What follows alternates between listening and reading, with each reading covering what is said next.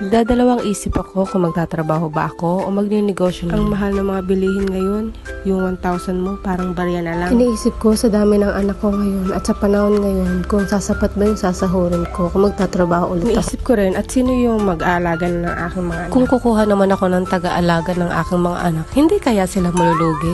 Kasi ang katumbas ng isang anak ko 5 anak na sa sobrang kulit. Graduate naman ako ng 4 years course. Nga lang, hindi ko siya nagamit. Pero nag-apply naman ako sa Manila. Nakahanap naman at nakapundar naman kami kahit papaano. Natigil na lang kasi nga inuna ang love, ay ayan, napakarami na ng anak. Kasi nga ang sabi ng aking asawa ay hindi kita iiwan. Adugangan lang. Adugangan.